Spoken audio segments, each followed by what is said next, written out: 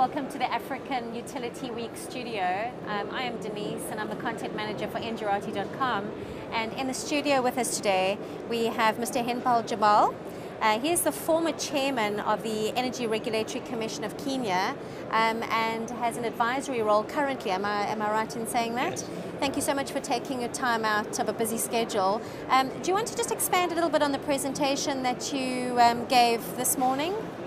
Well, I've been involved in several presentations the last 3 or 4 days. Yeah.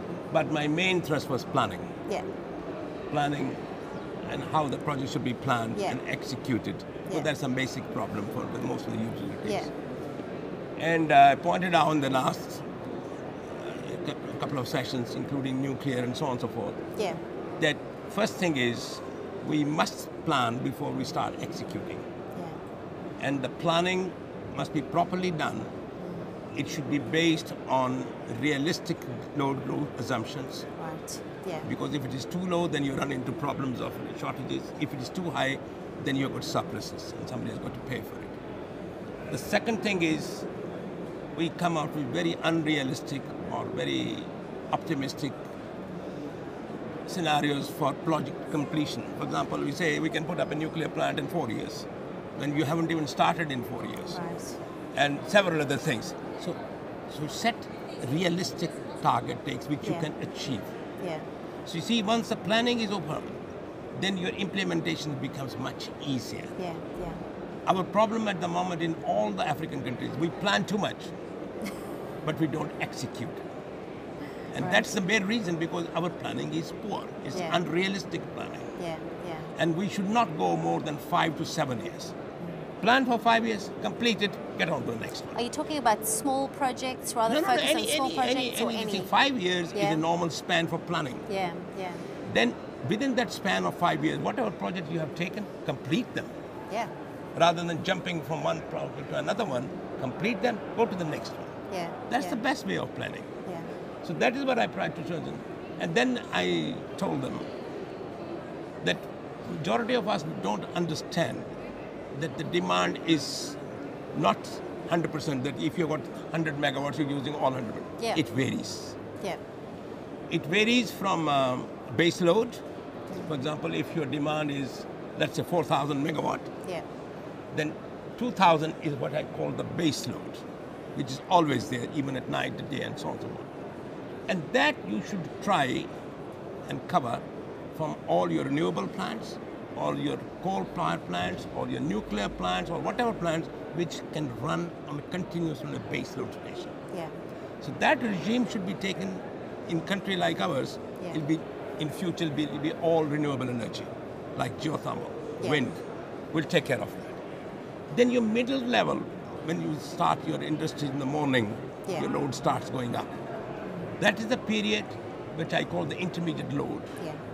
And that should be absorbed by hydros, because hydros don't give you continuous 40% or more than 50% energy. Yeah. So you shut down your hydro, and you use all your hydro in the morning. At night, you store your energy in the reservoirs. During the daytime, you use it to meet your demand and peak. And the top 5 or 10%, you use expensive plant like gas turbines or something, because there you'd want to meet the demand, the capacity, but with very little energy. Yeah, yeah. That's all there is to the planning. Once you can do it, then you can interconnect with Kenya, in East Africa, what we're going to do. Yeah. The base load can be taken care of by Kenya and Tanzania. Yeah. They have the gas, we have got geothermal and excellent wind resources. They can take it. You import power or get power, hydro, from Ethiopia and Uganda. And the top 5 to 10% you use your thermal plant or whatever. Yeah, yeah. It is 100% reliable supply. You don't have to worry about shortages because the others are going to help you. And it will be the lowest possible cost. But the countries must have a trust on each other. Yeah. Our biggest problem is we don't have a trust. We keep on talking, and we don't integrate. So that is what my thrust of the things was in this thing. Yeah. So, but that is the project but the country problem are different. And that is what probably I will discussed with you on the tariff and so on. Yeah, because we were talking about the fact that people just simply cannot afford electricity. Do you want to just expand on that? Because that's a major problem, because there's all this planning going on, but I think you're telling me that people can't afford it. You see, affordability is a very relative term. Yeah. For example, I'm wearing an expensive suit, which may cost you whatever, $600, because I can afford it. Yeah. Somebody sitting there can't even afford a shirt. Yeah. The problem is not affordability. The problem is what is his income level. Yeah. To get whatever he or she wants. Yeah. But we seem to think that, well, because if I can't afford, somebody else can't do it, and vice versa. For example, we have in our country, this is a very fundamental issue. Yes. You know, 45% of our people live below the poverty line. That means high level. yours in South Africa is about 27, I heard that. Yeah. Huh? Yeah.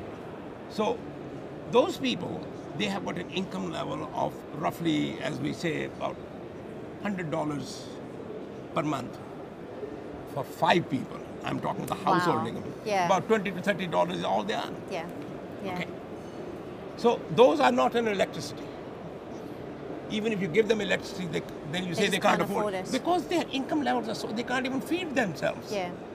What would be the percentage, you know, with that kind of income, what would be the percentage, you know, what would their utility bill be if they had to use electricity? Would that completely obliterate I'm their going to the income? next segment, which is the lower middle class. Yeah. Their income level, those don't have electricity, but if they did, they'll be using maximum 20 units. Right. If they use 20 units, a 20 unit will cost them about $2. Yeah. That's all they'll cost you. Now, that obviously they can afford. For example, I've got the figure right in front of you. Right. Of the people who are, we got 37% people who are on supply in Kenya. Yours might be 60%, I don't know. Yeah. But majority of the countries in Africa are ranging between 20 and 30%. Yeah. And we seem to be a little higher. But of all the people that we supply, almost 60% of them use only 30 units per month. Right. And they can afford it because income level allows them, but the bill never exceeds 1% of their income. Right. Then you bring the next middle class, which is another 30%. Yeah. They use only 100 units per month. Right. Now, their income levels are obviously higher, but based on their income, they don't spend more than 1.5% to 2% on their bill. So they can afford it. Right. People like me, who belong to the upper middle class, the top 5%, I use an average of, and all my people, between 400 and 500 units per month. Right. That's quite a difference. Even my bill, because my income has to be much higher to sustain that level, is never more than 2 to 2.5% of my income. The very top, the rich, the wealthy, and this thing, their income levels are probably in the region of $10,000 per month. Yeah. The household income. Yeah. They use 1,500 units. Right. But they're only 1%. Even they can afford it. Yeah. There's a 3%. So the point I'm trying to make it, the affordability is what your income levels are. Yeah, makes sense. So we tend to be talking only on the cost side. I prefer to talk on the income side. You must bring the people out of the poverty line so that they can afford a little bit less goodies, they can buy bulbs and so on. At the moment, they can't even afford a bulb. Yeah, yeah. And the other thing I want to make it, that 70% of our energy, primary energy, comes from wood fuel and charcoal. Right. 20% comes from petroleum, and that is only for transportation. Less than 10% comes from electricity, geothermal and hydroelectricity. So all those people who are spending only 30 units is only for a little bit of lighting and maybe a mobile and maybe whatever it is, charging a mobile. All their energy cost of cooking and heating are met by either wood or charcoal. So what are you proposing then? What is the solution for the network I think provider? the politicians and everybody must understand the fundamental problems. Right. Rather than just looking at the side thing. And if you look at the fundamental process, they give a lot of subsidy to the power sector and lots of other sectors. They should put that subsidy in the very basic thing. Improve the level on the wood fuel and charcoal, because you can improve the efficiency of this thing by almost 50%. Yeah, yeah. Converting wood to charcoal, you can save 30% if you do it properly. Then using the proper stoves and cookers, you save another 20%. So you can do immediately 50 to 60% saving. Yeah. But the politicians don't like doing it. They rather give them the handouts. Right. And we all do that. Let's reduce it. Let them give them a few goodies. Let's reduce the cost of their power, this thing. It's a lot more complex challenge though, isn't it? I mean, you know, to upgrade your transmission because network. If you want to uplift the entire country, it has to start That's quite a from the challenge. Yeah. It has to start from the process. Yeah. So the problem is not the cost. The problem is the income. It's the income. It's on the other side. And even if you give them free electricity, I can guarantee you that they can't even afford bulbs and the appliances, cookers and toasters. So they'll still use 20 units per unit. Do you think that this problem has been recognised and is going to be dealt with, or do you think this is a process that the government has to I don't know about your go country. through? In my country, even these figures of 70% coming from this thing are not even published. Okay. These are based on various studies and sectors. They know about it, but it's not a public knowledge. So that is the fundamental thing you have to attack. Because the trouble is, the mamas, you understand mamas, the women, they go out and fetch their wood on their head to feed their children. Yeah, yeah. So rather than worrying about getting the charcoal of this, they should get it cheaper. They can easily, they should concentrate on tilling their land. Yeah, yeah. Giving the basic education to the children. Yeah. You improve the whole mass coming out of it. The trouble is that we technocrats, the decision makers, belong to the top 5%. Yeah. And we don't even know what is happening to the rest of the 90%. Yeah. That is the fundamental thing that people should understand. This is a bigger problem for them. It you know, is. It's one thing to work on a couple of strategies and a couple of energy goals, but I mean we are talking economic development. I mean that doesn't happen overnight. Yeah. So what is the solution then? Should they be calling for skills, building skills? You have to keep the cost on. As a power engineer, I must take care of that. Yeah. But as a senior citizen of the country, and hopefully a responsible citizen, we must attack the root cause as well. Yeah. Because if we don't attack the root cause, then all these things will remain the same. Absolutely. We'll keep on talking, we'll have seminars, we'll have all sorts of things happening. And plans that will never come to fruition. So, but even the cost, as I said, our cost of electricity, I would like to very briefly. Yeah. Our cover cost of electricity is around 18 US cents. Yeah. Now, out of that, the generation cost is 12.5 US cents. Right. And 5.5, which you don't add it and we don't add, is the transmission and distribution. Your municipalities, your ESCOM cost is maybe, I don't know, 8 US cents or something. But the municipalities have to charge this thing. Yeah. So your cost is still around 11 to 12%, 12 cents, I would guess. Yeah. But everybody in the rest of the world thinks you're the lowest, it's costing you only 4 or 5, 6 cents. Yeah. And so on and so forth. Yeah. And I'm surprised that people were crying here for a high cost of electricity, where we pay about 3 times what you guys do, or at least twice. Yeah. Okay. So our rates are and the reason we have saved the country, because, and I think I can take some credit for that, all our fuel costs are passed through to the consumers. Yeah. We are the only country in the whole of Africa where all fuel costs are passed, because we have no control on the hydro. Yeah. We have no control what is the price of the fuel oil that is coming from outside. Right. So therefore we say pass through. And we have managed very well. Within the next 4 years, all our fuel is going to be displaced by geothermal and wind. Right. In 4 years, there'll be no fuel for used for electricity, except for operational reasons. Right. So our cost of the power is going to come down because we have got another natural sources to fill it. But you're still sitting with a problem that you've still got that population, huge population. This is the problem. Yeah, you're right. And they just cannot afford it regardless. No, as I say, I think this word afford has been very highly misused. Yeah, yeah. Afford by who? Yeah, yeah. To you, if I give you an expensive glass of wine, you can afford it. I can't even afford, if I'm poor, even a bottle of water. Yeah, yeah.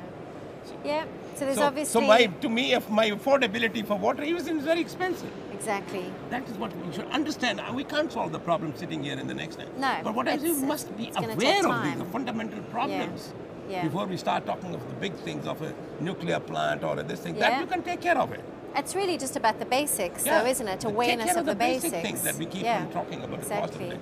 Well, so this, as I say, but one thing I want to share with you, and this is across the board. Yeah. You know, I have got some figures of 2010-11. I've got figures for Kenya, Uganda, Tanzania, and Rwanda. Yeah, yeah. Now, the financial costs of Kenya was 16 US cents. Yeah. Uganda was 15 US cents. Yeah. Tanzania was 12 US cents. Rwanda was 22. Okay. Now you break it to the economic costs. Yeah. Now you can see the direct subsidies. Yeah. They all have. Ours was 2 US cents.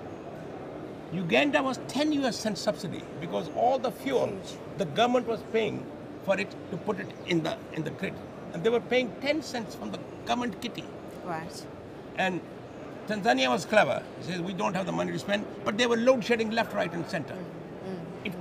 The cost of load shedding was 8 US cents. Yeah. So when you add the economic cost of these factors, ours became 18 US cents. Uganda was 25 US cents. Yeah. Tanzania was 22 US cents. Yeah. I think they fluctuate. Rwanda was the most responsible. Yeah. 22 cents was their basic cost, no subsidies, no load shedding. Yeah. And they were. Yeah. Yeah. That is the difference. Yeah. And you are suffering from the load shedding. Yes, we certainly are. The cost are. of load shedding. It's huge. Whoever is listening to me. It's huge. Is about 4 times more. Yeah. Than the cost of supplying it. Yeah. Yeah. And so it is far better for you to supply at a higher cost. And I can tell you, all this gimmicks about not affordability is not there. Yeah. It is created by the top guys, the politicians.